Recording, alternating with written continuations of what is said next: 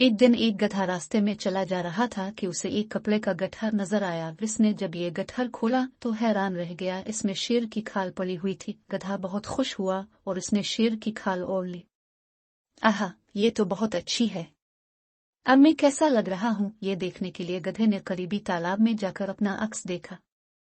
अब मैं शेर बन गया हूँ। अब मैं उन सबको मजा चुकेवाएगा जो मेरा मजाक अलिफारती थे।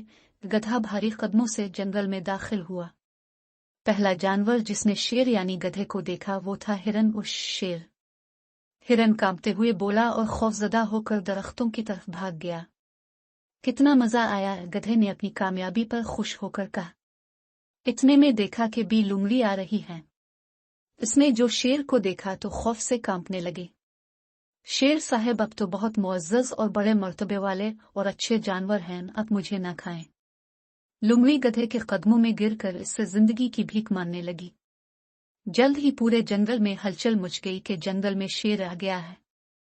बंदर खौफ ज़दा होकर एक दरख्त से दूसरे दरख्त पर दौड़ने लगे। खरगोश अपने बिलों में जाकर छुपने लगे।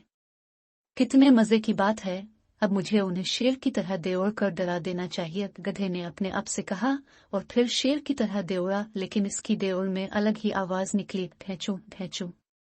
सब जानवरों ने ये आवाज सुनी और बाहर आ गए। उन्हें गधे की असलियत जानने में देर न लगी कि यह दरअसल गधा है जो शेर की खाल में आ गया है।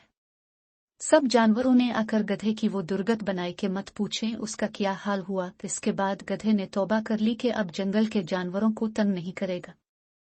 इस कहानी से हमें यह सबक मिलता है कि वो बेवकूफ जैसा भी भेष पहने, इसके बोलने से ही इसकी बेवकूफी का पता चल जाता है।